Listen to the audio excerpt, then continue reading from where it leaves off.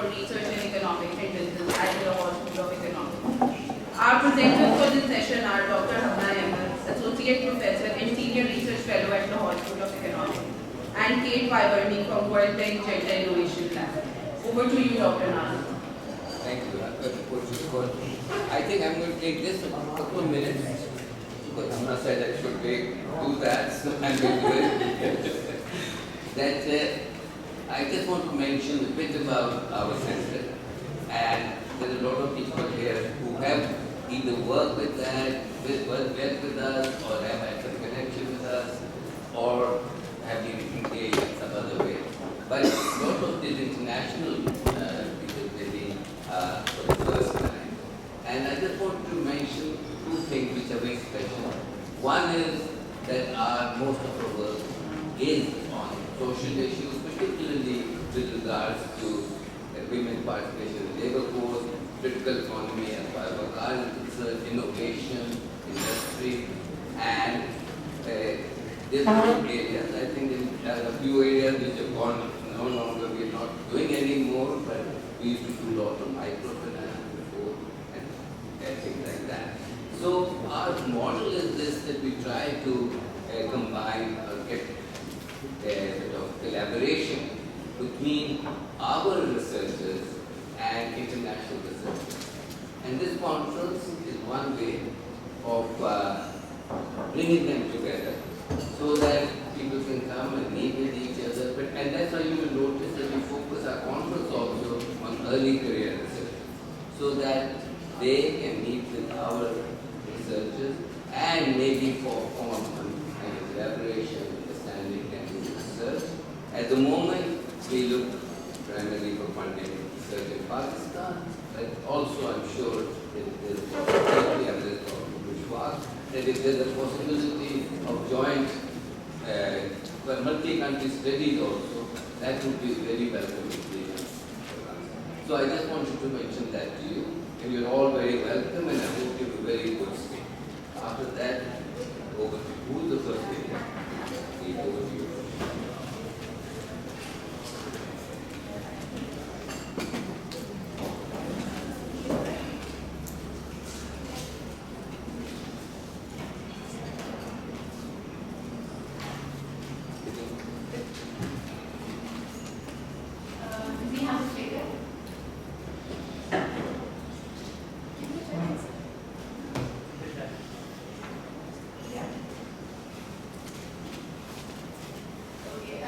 Everyone, thank you so much for being here. And a lot of you got here only yesterday or last night, so I'm sure you're all jet lagged, and this being the last session of the day, I hope that me and Kate can make you stay awake. We will hopefully not take too much time. So my talk is going to be talking about this project, an ongoing project that I'm doing with Raymond, and we're very fortunate to have him here with us. He will be giving a plenary talk tomorrow. We also have Mohammed, who helped us with the data collection for this entire project. So super grateful to Mohammed and also to Raymond for having come all the way from the US.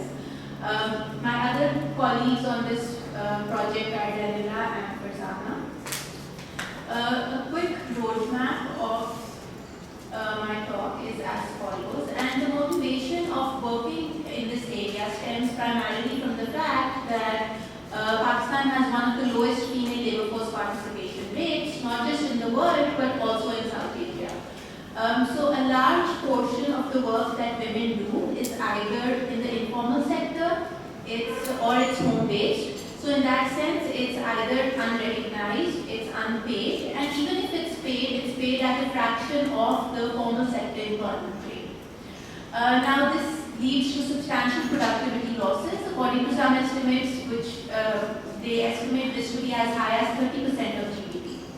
If we take a more sectoral approach and think about a sector that is central to our economy, which is the textile and garment sector, it contributes about 8.5% towards our national GDP. It accounts for more than half of our total exports, and it also employs about 40% of our total labor force. But even within that sector, the stark underutilization of women is extremely low.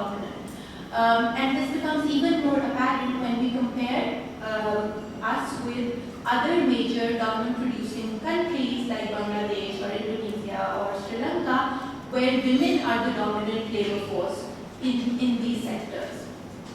So, keeping that in mind, a natural question that arises is why aren't more women entering this sector? Why aren't more women entering the labor force?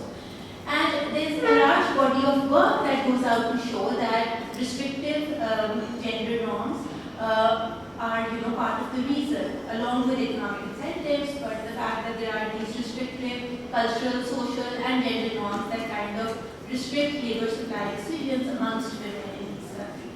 And these norms might play out in different ways. For instance, they may impact attitudes towards family roles, they may impact financial control expectations, they may impact mobility of women, they impact willingness of employers to hire women, and they also impact the social acceptability and the social image of women, of working women in the society. And so apart from that, there's this other stream of literature to which Christine also mentioned while giving her talk in the morning, which is that we know that a lot of these decisions are not made individually, right? They're made at the household level, either as a couple or within the household, which means that the preferences of one person will not be the only determining factor in making that decision. So in addition to women's preferences of other members in the household, like the husband or other influential members may also be relevant. And this strand of literature shows that the way information is transferred within the household, the way bargaining plays out, the way expectations play out within the household, all of these factors have an impact on work decisions of women.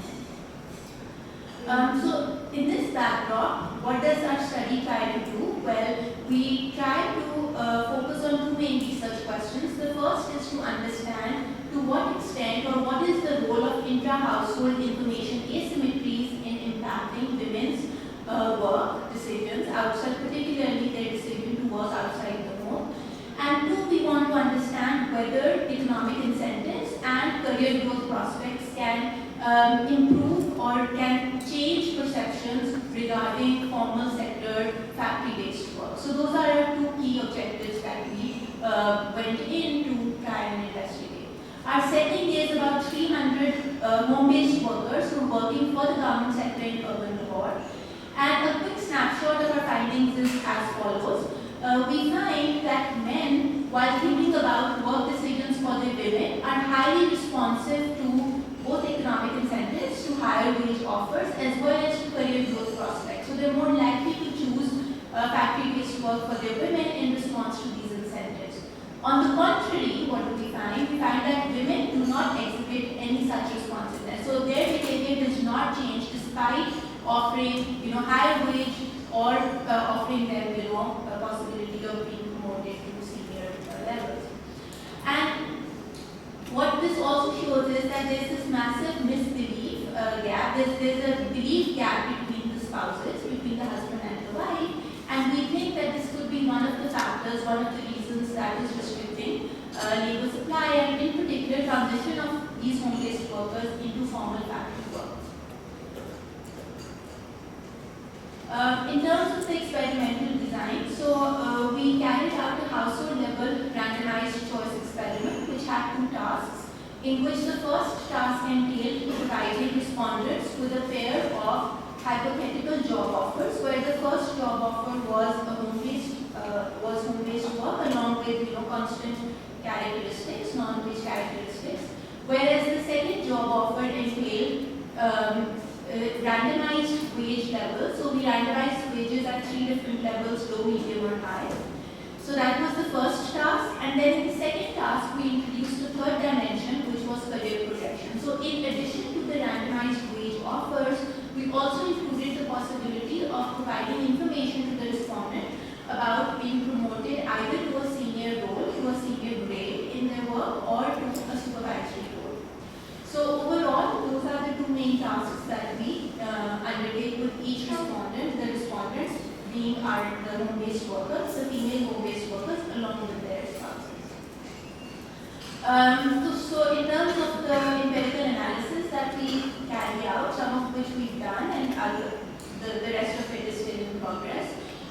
we first look at the data separately for each choice experiment or for each task that I just explained, where we regress our dependent variable in all of these regressions is whether the respondent chose factory-based work and 0 if the respondent chose home-based work. And we regress that on the wage treatments, the medium and high wage treatments, T2 and T3, along with a set of demographic controls. And then the second choice experiment, as I said, we included this additional dimension of career growth prospects and sharing this information that there's a possibility of being promoted to a supervisor. And so we have that as a dummy in addition to the wage treatments, and then we also interact that with each of the wage conditions. And then after analyzing the data separately, we pool the data first by experiment. So we pool data for both experiments. This gives us a within subject design, because for each respondent now we have 2 observations. And then in the final kind of set of analysis, we pool data across couples for both genders, and we look at how the husband's preferences might be different from their wife's preferences with regards to choosing factory-based work.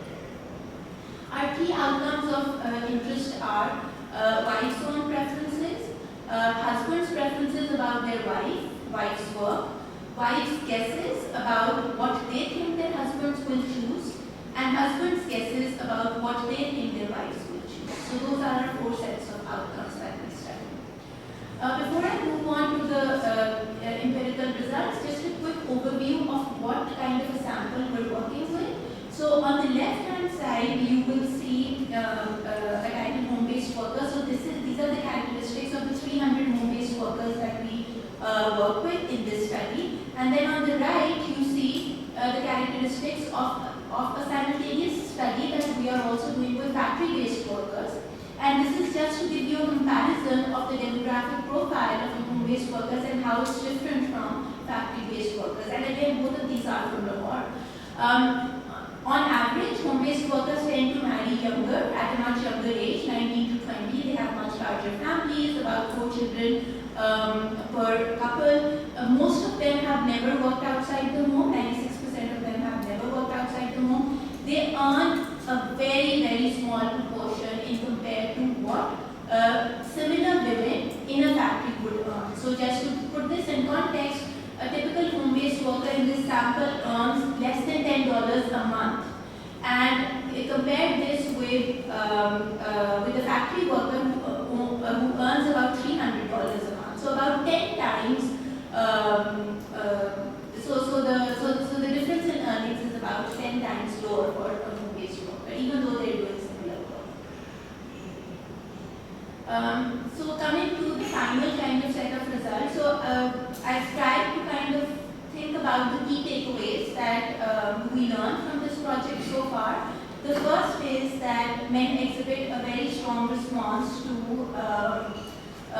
wage offers, to high wage offers. So what I want you to focus on here in this figure is I want you to focus on sort of compare the magnitude of the coefficient on the T2 treatments with the T3 treatment. So by the way, the blue highlights are male coefficients, male's responses about what they want for their wife, and the pink highlights are the women's responses about what they want for themselves, right? So if you compare the coefficients on T2 and T3 consistently across all specifications, what do you notice? You notice that men become a lot more responsive as wage offers increase, meaning that, so with a treatment of about 1,000 PKR daily wage, their likelihood to choose factory work for their wife is about 30 percentage points, and that almost doubles when we increase the offered wage to about 1,500 PKR. On the contrary, if you compare these two coefficients for women, what do you notice? You notice that the magnitudes are close to 0 and they're also not statistically significant. So what can you conclude from this? That while men exhibit a strong response to higher wage offers for their wives, so they're more supportive of factory-based work for their wives, but women's behavior does not change in response to these incentives that we offer. Next, the second thing that we notice is we introduce information about the possibility of career growth into the equation. And when we do that, now I want you to focus on this row. And what are we showing here? So these are coefficients. So men's choices about their wife, about what work they should do, whether they should opt for factory work or home-based work. And this is women's choices, the impact on women's choices. And again, what do we notice? We notice that men respond positively to selecting factory work for their wives in response to this additional information of career growth advancement. But on the contrary, women either don't respond, their behavior does not shift, or even if it shifts, it's pretty negligible. The magnitude of the coefficients is small and they're mostly not significant. So that's our second key takeaway, that information about career advancement, while it increases men's likelihood of choosing factory work for their wives, it does not impact women's choices. And then the third sort of result that we have from this analysis is, now what are we showing here in this table? We're comparing own choices. So these are the choices that these individuals make, men and women, and we're comparing that with what they chose for their spouse. So in particular, I want you to look at these two rows here. So the guesses, which are the light blue rows, and the dark blue rows, which are the actual choices of men. And what we notice is that men consistently think that their women really would like to engage in formal sector factory work. But in reality, if you keep in mind the results that I showed you on the previous table, on the previous slide, women are not responsive. They are not choosing to engage in factory work. And this coupled with the last table that I have, here we are showing the likelihood of guessing what their spouse chose, and now we're showing women's likelihood of choosing factory work. So this is their guessing whether their husbands will choose factory work or not. So essentially, not to confuse you with too many tables, but just to put it out in very simple terms, what both of these last tables are showing us is that men are substantially overestimating how much their wives would want to engage in factory work, and women are consistently underestimating the amount of support that they think their husbands would have for them to engage in factory work. So to sum up then, there is this systematically spousal misalignment in beliefs between the husbands and the wives. And we think that this could be one of the contributing factors that is restricting women from transitioning into factory work, even though transitioning into factory work would mean that they would earn at least 10 times more than what they are earning right now, and they would have many other facilities also in addition to the financial incentives that we're looking at. So moving forward, our plan is to follow up with these couples, with these 300 couples, and to come up with some kind of a light touch intervention, informational intervention, and to test whether that can help in correcting this misalignment, this misperception, and if it does, then to what extent that is the case, and whether that can improve household welfare in this context within the government sector in Vermont. Thank you.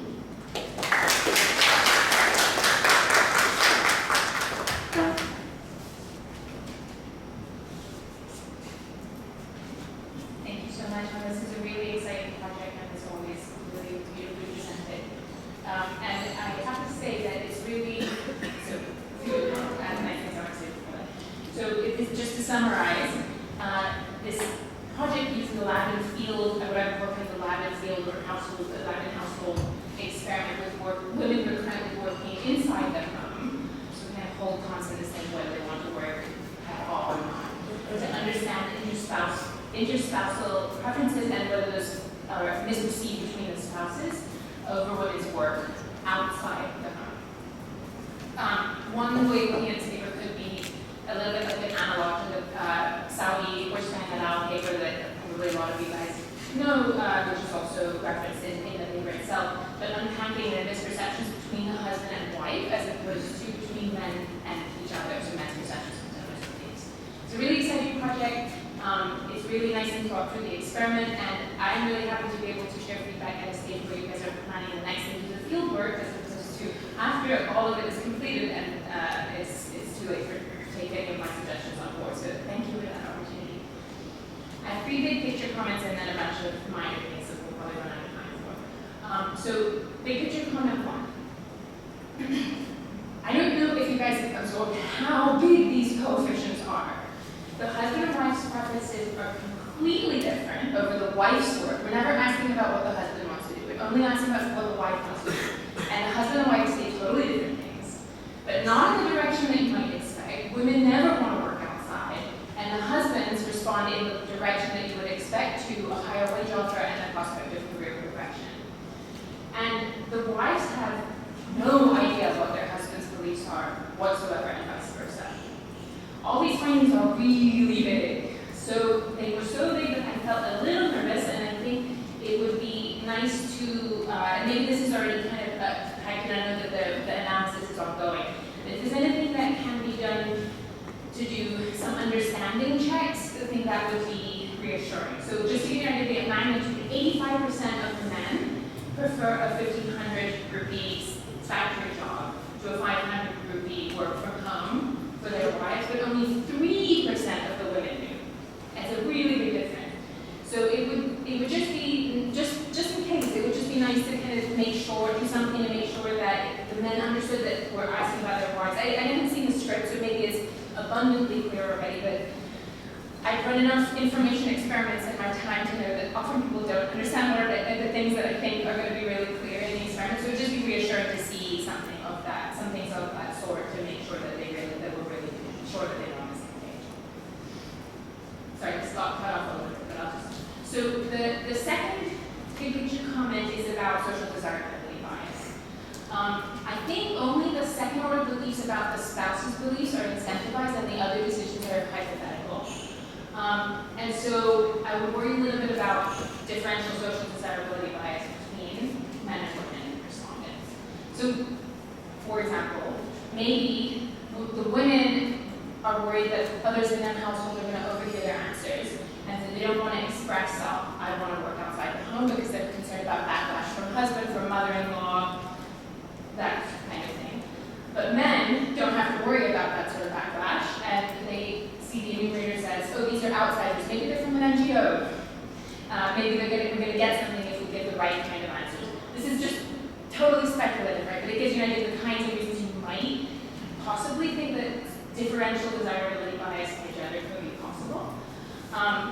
So the authors have already done some things, I think, to attack this.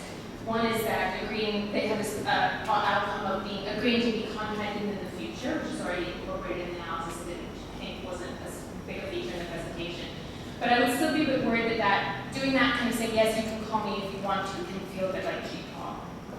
So one thing that could be done with the existing data, if you have these variables, would be to look at whether the responses on willingness to accept work outside of the home correlates with actual work outside of the home by other household members, and what people are actually doing. That would probably also address the first problem too, the first question that I raised. For future, since you are doing more field work, maybe you can think about some of these tests for social desirability bias, like Pound and Harlow. And the big thing, which is already raised in the kind of next step section of the paper that was shared, is to prioritize making the application decision to the job as realistic and costly as possible. So rather than would you like to apply for a job, maybe ask them to show up somewhere or spend time on something that will to really indicate that they're seriously interested. Okay. Third big picture comment is that those really big effects are a huge blessing if you want to think about exploring heterogeneity, because normally I would think this is a stupid suggestion with a sample size of 300 couples, but actually they're so big that you might empower. And so there's sort of two categories here. One is to try to unpack a little bit why do the preferences differ in the direction that they do. So a few ideas there. If you have any of these things or can collect them later. Control over the wife's income. So if my husband's going to spend every dollar I earn, why should I respond to a higher wage offer? He's just going to take the money from me at the end of the day anyway. So that would be a reason, and you could see possibly differences by that. If I have a huge burden of housework and dependent care, then that could be, but obviously he's not going to internalize that in the way that I do, and so that's another possible predictor. And then kind of where they stand in their fertility journeys or realized fertility, anticipated fertility might be relevant, in particular if it's a career progression thing. So do I want a promotion? Well, maybe not if I'm expecting to have another baby next year, or maybe more so if I think the family is complete and I'm struggling to feed all those mouths. Then the second sort of piece of this is, first is why they have different preferences. The second is why do they not have any idea of the preferences of the person they're married to. So you could look at things like how long have you married, maybe if your characteristics of marriage, arranged versus love marriage, custom marriage, that kind of thing. And then any experience. The big one I was thinking is whether the woman has ever worked outside the home, but that's actually almost nobody in the sample, which I think is that could be an explanation for these results. It's just never come up that they haven't communicated about it. But maybe if other women in the household or the family have worked outside the home, then it brings up the topic more, or there's been more exposure to it. They might have discussed it and therefore have understood each other's preferences better. Should I go over minor points, or am I out of time? 1 minute. Okay. So it'd be nice to know more about one thing it would be nice to know a bit more about is the hours that they're working right now. So you talked about the kind of the total gross earnings in the month, and they're much less. But we know, from descriptive statistics on women's work in Pakistan that like women who are a lot of like women who are working are still working much fewer hours than men, but that tends to be less flexible for factory-based jobs. So how much of this could be about location of the work, like working inside versus outside, as opposed to the intensive margin, like I just want to pick up a few hours a week in between doing my kids' drop to school and making lunch, versus I want to be in the factory all day long, or I want that for my wife. And then these other points, I think it's just, we can talk about offline as well. Thank you again so much. This is a really exciting project.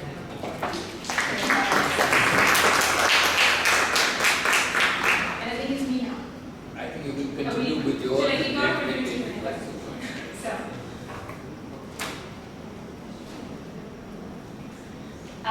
last presentation of the day. I hope you had enough time to get you through to the end. I'm going to talk about gender misinformation in the market for skills, which is joint work with Allison, Andrew, Erica, Field, and Rob Garlic. And we, including some of my colleagues sitting in the back, are the represent South Asia Gender Innovation Lab and the newly launched Pakistan Data and Evidence Lab at Building. So, what is this project about? We know that there's a lot of information frictions. We've heard about one specific type of them in the last paper. There's many different kinds of information frictions in the labor market. We know from a kind of a big and growing body of work that they can be a big barrier to job search and hiring, and that these things can be really different by gender. Specifically in this project, we're going to think about this issue of misreporting, like deliberately conveying incorrect information, such as candidates exaggerating or fabricating information on their CVs. And that, you might think, could make employers less willing to hire, particularly outside their existing networks. That, off the top of, right off the bat, says there could be differences that could be quite important by gender, especially in regions like South Asia, where existing labor force participation by women is very low and social segregation by gender is high, and so women just don't have networks. So if everybody gets hired through a network, women can't make it. In this project, we create a centralized system of reference checks on past employment, building on a job matching platform in Lahore here. We're going to run a series of experiments to study 3 big picture questions. Number 1, is there evidence of misreported information in the market for skills? Number 2, does concern about that distort what employers do when they go to hire? And number 3, does concern about that dampen the incentive for job seekers to invest in skills in the first place? I'll talk a bit more in a second about why that would be the case. So we see this paper as contributing to this big literature on information frictions, but particularly there's a few relevant pieces. There's a couple of papers about reference ledgers, and which are not being checked by anybody, but sort of self-provided by the candidate in those papers. And one important recent paper on identity verification, where the platform checks that the candidate is who they say they are. What we're doing that's different, number one, we're checking the effect, we're going to estimate the effect of access to these checks on firms' decisions, which is different from the identity verification treatment in the other paper. Number two, we're going to look at whether knowing that you're going to get checked keeps candidates in line in terms of what they report on their CV. And number three, we're going to try to understand whether the possibility of getting a reference in the future could help change workers' willingness to invest in performance and skills. So we outline and has a simple model of misreporting in the labor market, which predicts the following. First is that if employers, so all under the assumption the employer can't perfectly observe your skill, that will lead some applicants with low skills to report that they have high skills. That will make it less profitable for the firm to hire somebody that says they have high skills because they might have low skills. And so firms are going to be willing to pay a lower wage premium for skills, or less likely to want to hire somebody who says that they have high skills. That's going to make the return to skill lower, and so fewer applicants are going to invest in skills. And ultimately, that means that output's going to be lower, firms and applicants are poorly matched, and output is also going to be lower because the market supply of skill is lower than optimal. And the first three bullets which I bolded are the three that are going to be testable in some way in our series of experiments, and the reference checking is going to change all of these in the direction of decreasing effects. So we do this all on JobClash, which is a job matching platform that the research team at CERT has developed here in Lahore, and it's part of a broader work program by our team on the platform, which has generated various studies, some of which have been presented at this conference in past years.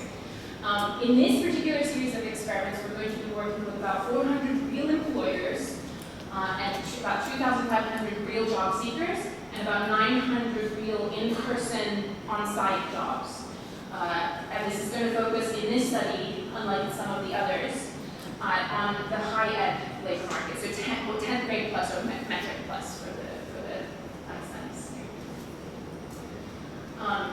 Okay, so I'll talk through each of these three questions one by one. The first I said was, is there evidence of misreported information in the market for skills? How do we do this? When job seekers sign up on the platform, they have to complete a full CV. They have to tell us about their work experience, and for each work experience, they can report things like, I got an award, I was promoted, I received a training, things like that that appear in the little bullets in that section of the CV. That's what's happening here. In the control group, that's just all that happens in that stage. In the treatment group, they are going to also receive the information that we're going to ask you for references. The references will be checked, and this helps keep things fair for everybody by reducing this reporting. And then after they complete the CV information, the treatment group also, the platform follows up to try to contact that reference and verify. So a few things I want to highlight here. One is that women are much less likely to provide a reference in the first place, and that is leading to lower rates of successful reference checking. Even though women's references are actually more likely to respond. This pattern is persistent. You might think this is just because women haven't worked as much. It's true even conditional on years of experience. Basically everything else everything else in terms of the downstream, getting hold of the referee, getting a hold of the reference from the referee, that's all coming from this gap in being able to provide a reference in the first place. So there's immediately some gender gaps in here.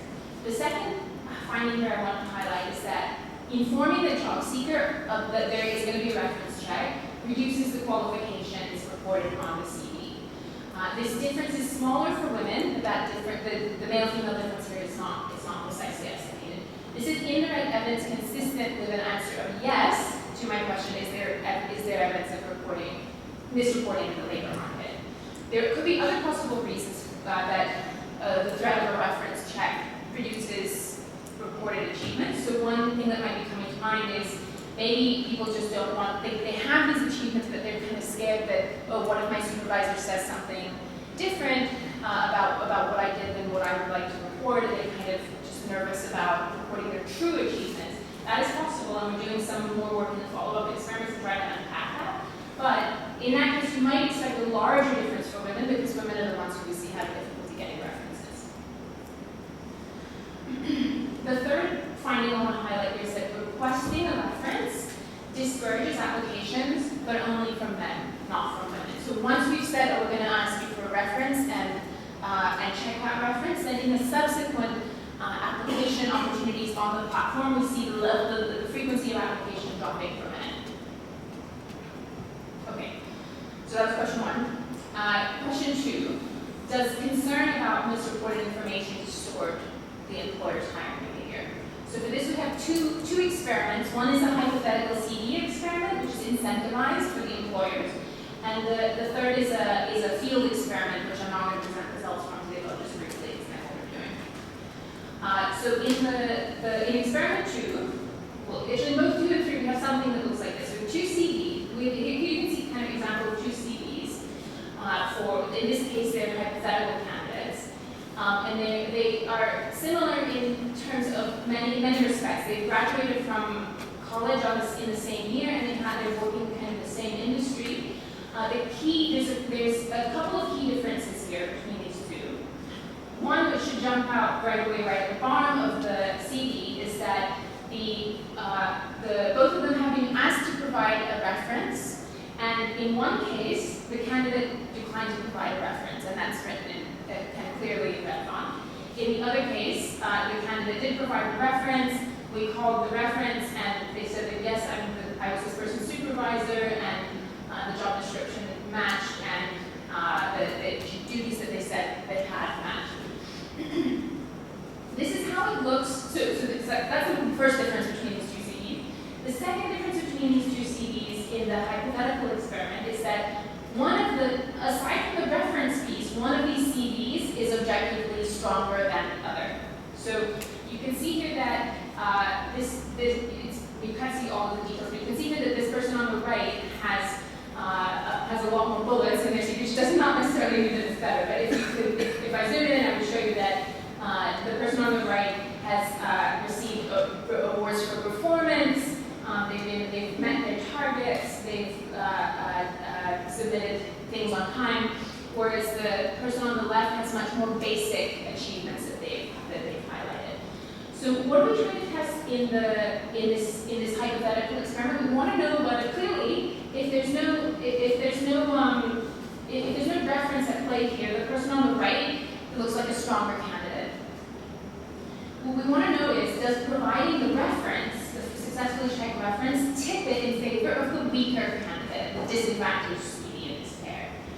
And this is what I just said. So CD is going to be stronger in one dimension, either quantity or quality experience, or the gender match with the majority of the firm's workers. So there are different choices that the firm has to make, and we're going to see whether the successful verification sort of tips the choice towards the weaker or disadvantaged CD in each case. And so what we see is that, first of all, as expected in the design, in the vast majority of cases where in the control group, where there's just a stronger and a weaker CD, people don't choose the weaker CD. Here, for example, in this particular part of the sample, 94% of the employers chose the stronger CD, which is what we expected would happen. And then what we see is that when we add that reference, it totally tips it in the other direction. So when we in the treatment group, when the disadvantaged CD has a reference, it jumps up to 43%. 43% of cases where there's where the difference between the 2 CDs is a year of experience, actually going for the weaker CD. So what does that mean? It means that the verified reference is worth at least a year's worth of experience in the firm. Like all the human capital that you get in a year, and in the kind of an extra year of working in that early career, so 1 versus 2 years experience, they're going to kind of discount that if they think that it's potentially misreported, and clearly it does seem relevant to them. When we when we increase that to a 2-year experience gap, it drops a bit, so it starts to look like, oh, well, this person really has a lot more experience, maybe I can take a risk and go for the one who has more experience but it's not verified. But still, 26%, it should say 26 here, 26% of the cases, the employer is going to go for the weaker CD, the less experienced candidate, because they have that verified experience.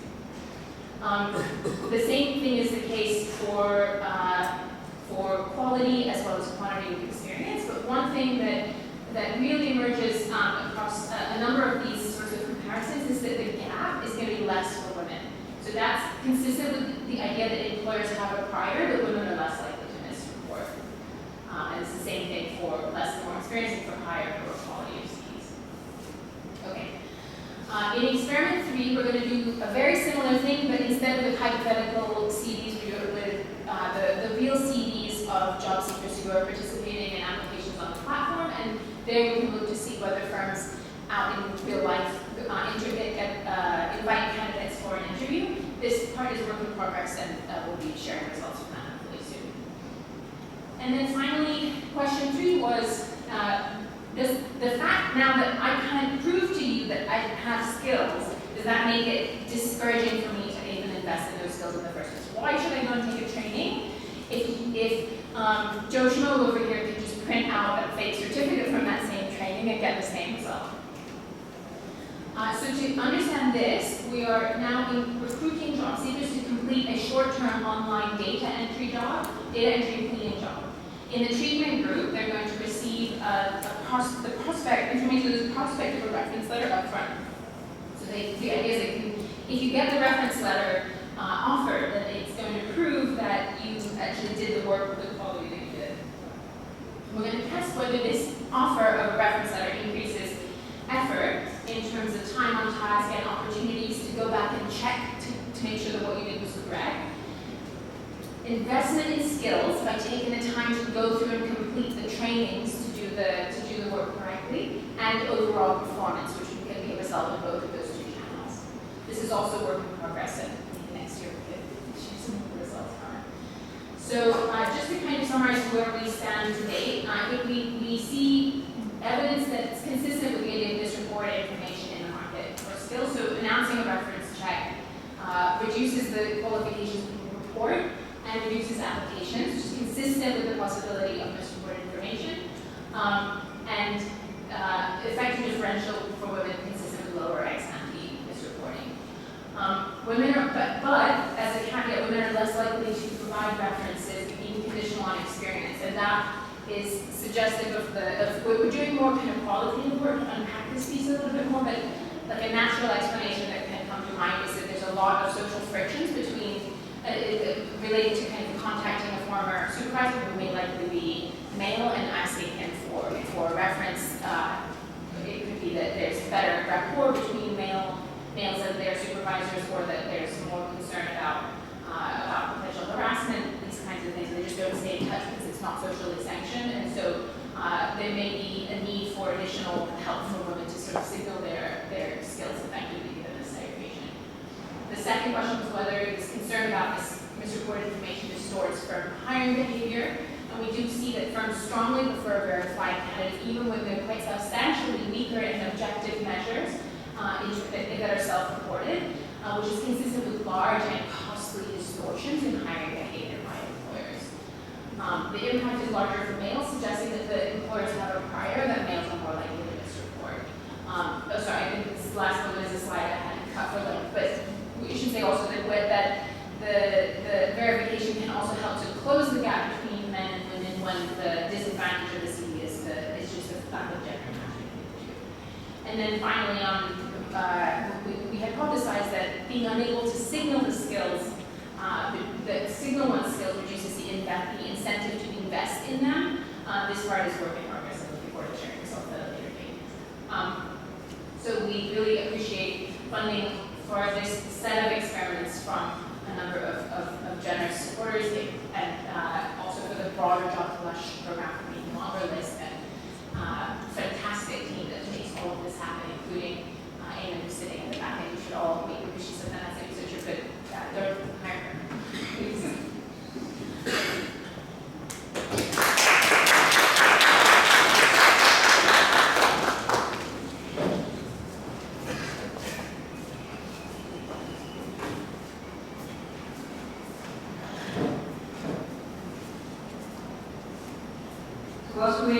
slide, I should say that so it was very early on, so there's a waiver on natural. It does mean that maybe a very crucial word, hypothetical, may have escaped me. So, apologies if some of my comments are relevant, but hopefully they should still be helpful. Shall I go on? Okay, I'll start.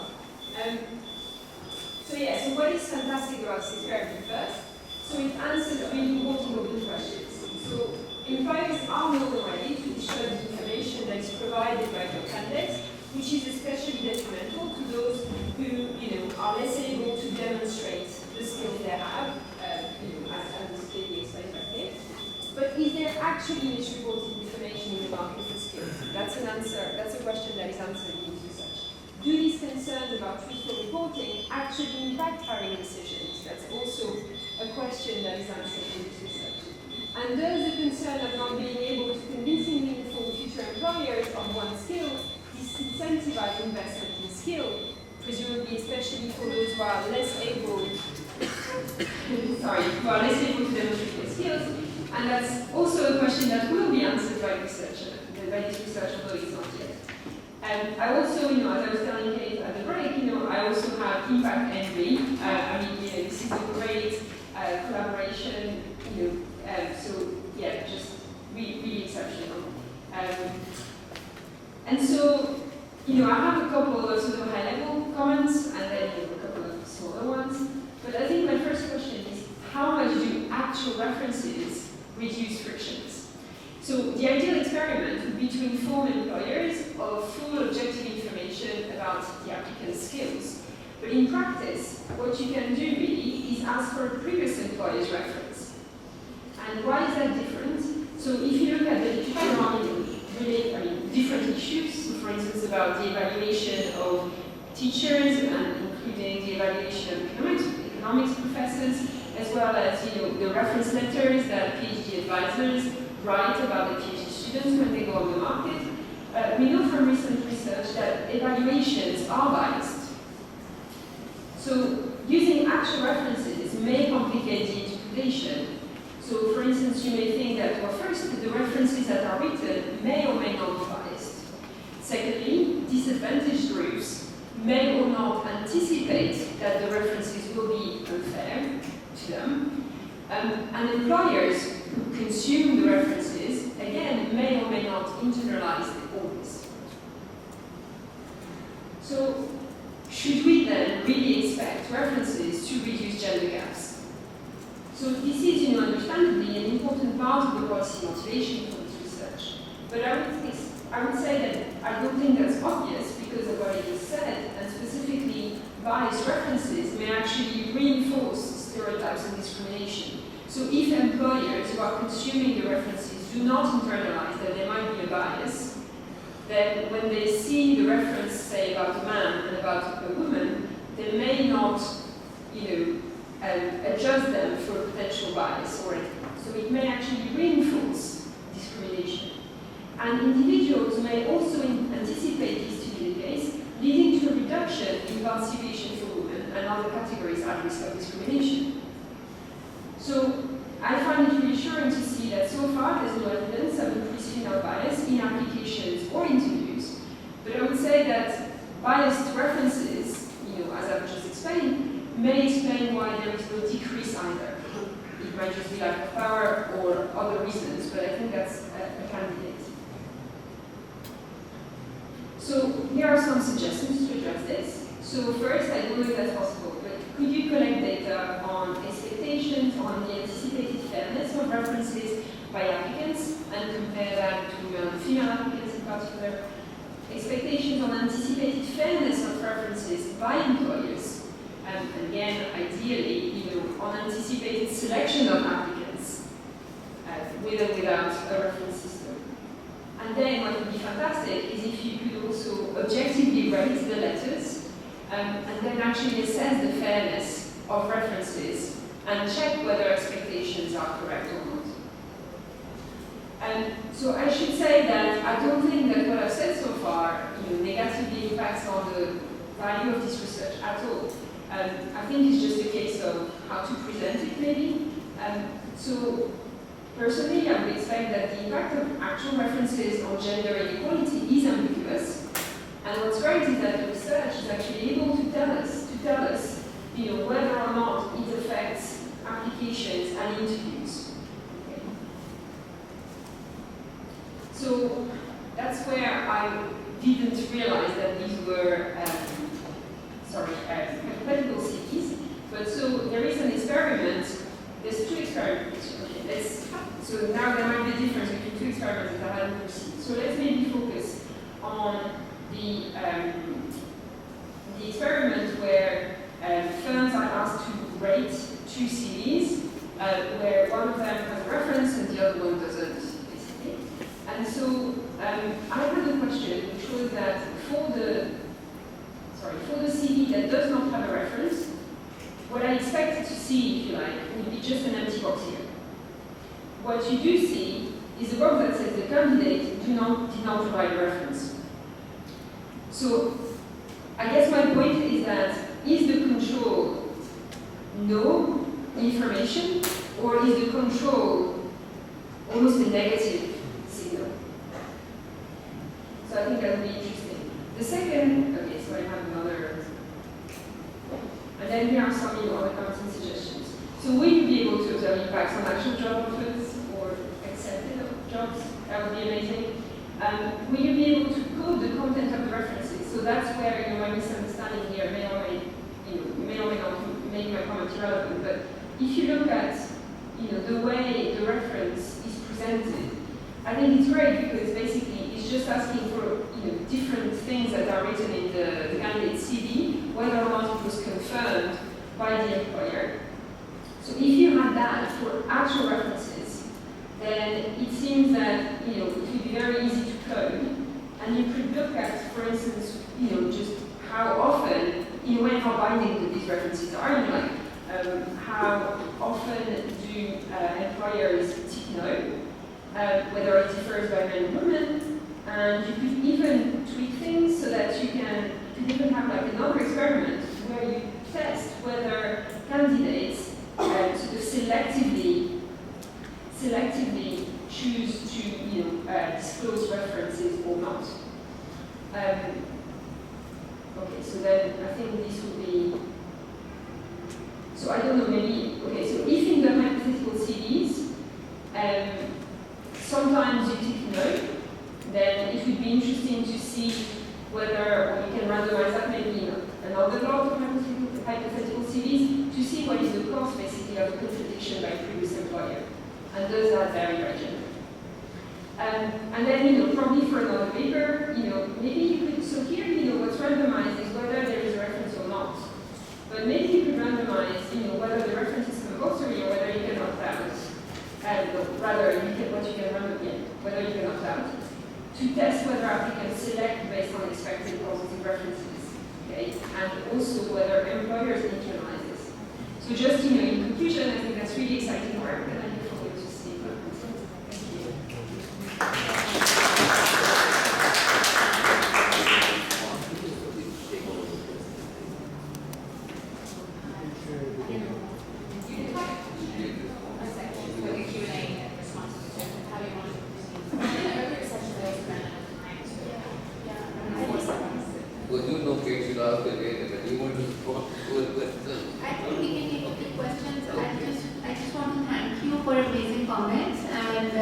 Most of them are suggestions for what we can do next. But I think at one point I've forgotten there was one thing that how many hours they work.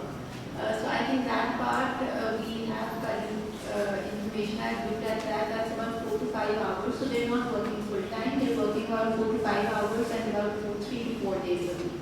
So it's much less than, I guess. Yeah. So, but other than that, we will be sure to look into. If I can have the slides, please, that would be great. Thank you. We're doing an interview for equality. Oh yeah.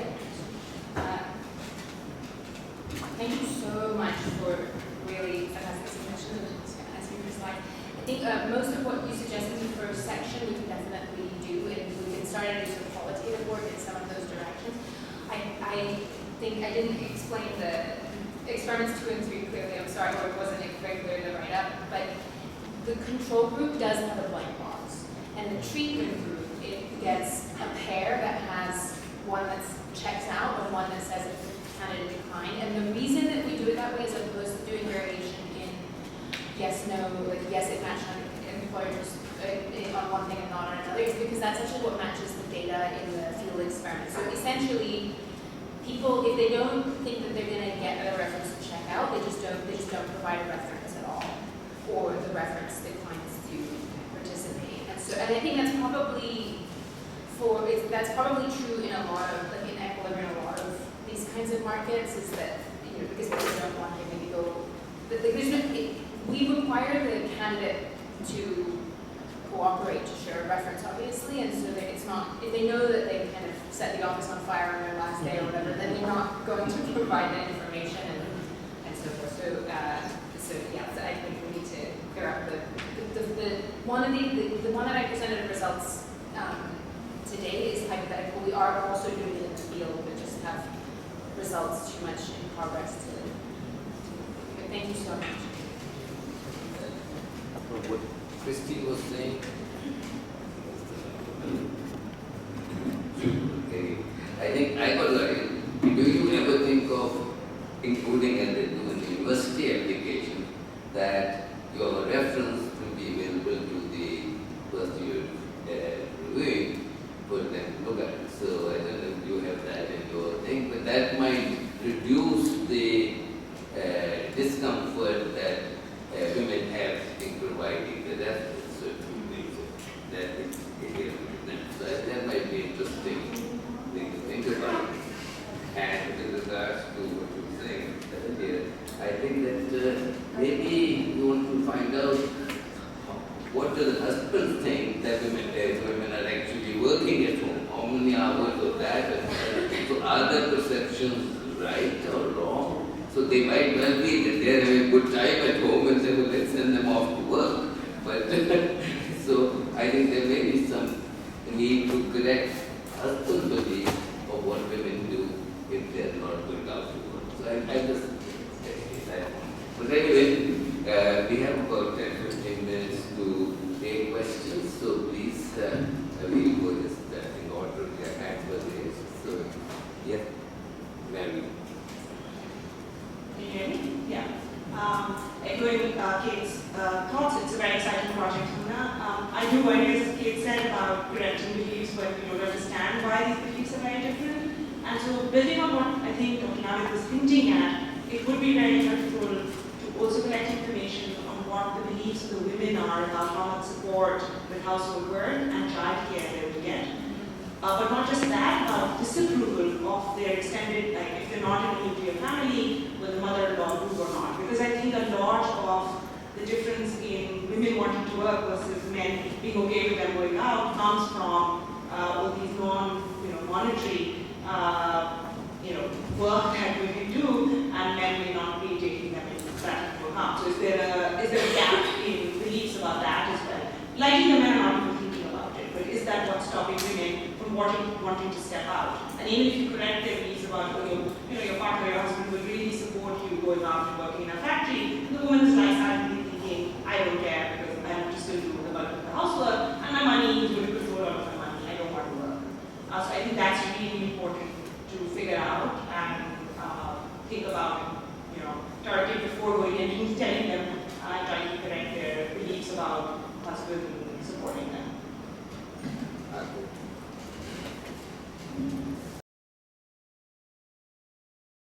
One, a continuation of what we were talking about earlier with the number of hours. So I was curious if you have variation in that number of hours and also the number of children that these women have, and if you control for that in any of your analysis. Also similar for the nature of the husband's job, where they're working, are they also factory workers or not, if that has any impact. And then part B to that, I'm not sure if I saw this clearly, but do husbands' preferences, the magnitude, does it go down when you add the career trajectory in addition to the higher wages?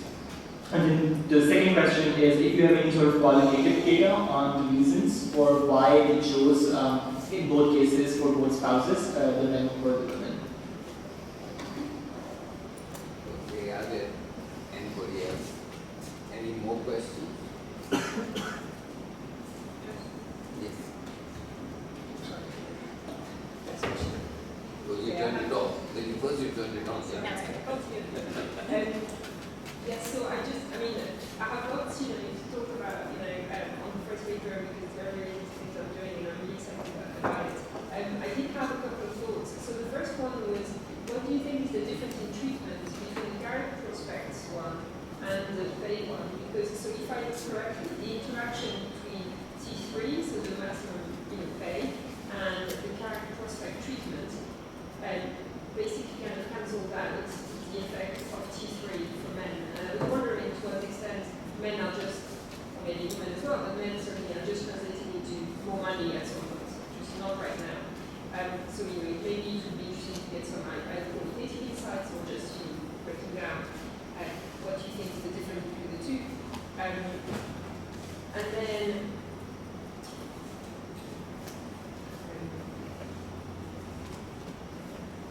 so I think I'm going to stop on this one because the other one is taking me to a really long run. Anybody else have a question? Okay, then I think we can. Thank you so much, everyone, for these questions and also comments and suggestions for future work. Really helpful given the timing. So, Maylene, thank you for that. We will definitely, think along those lines. In terms of the questions that Arthur asked, so we don't control for number of hours, but we do control for family size. Most of them have about 4 to 5 children. A large majority of the husbands work in construction or also in the government sector. So there's not a lot of variation. In terms of your question about T3, how is that different from, I think you had another question about whether the impact changes for job growth prospects. So we have like 2 kinds of treatments within the career growth prospects. One, in one subgroup, we tell them that there's a possibility that you might be promoted to a senior level. And in other we say that you will be promoted to a supervisory role, and we observe that husbands are less supportive of the supervisory role relative to promotion to a senior grade. So that's something that we observe. And then to your point about how might career growth be different, that treatment is different from T3. That's a really good point. I hadn't thought of it in that sense. But I think from our perspective, it's about career growth is more about more responsibility and more managerial position where you have like more authority perhaps, or you're doing more within the factory rather than just production level work. But yeah, we think about that. I don't think I have a good answer to your question, but it's something to think about.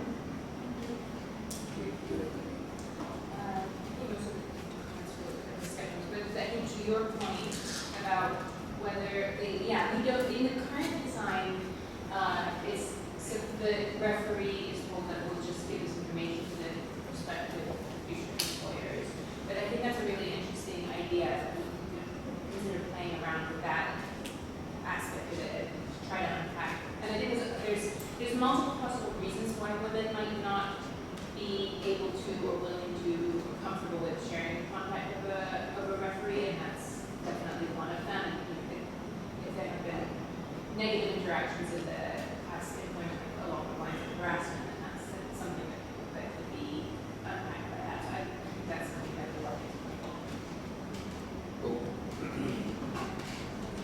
Okay, thank you very much. It's been a long day, and we've come to the end of it. It's been very, very exciting papers and discussion, and I hope you enjoyed it, and look forward to seeing some of you later or tomorrow morning. And and I hand you over to Zan, who will make the final announcements.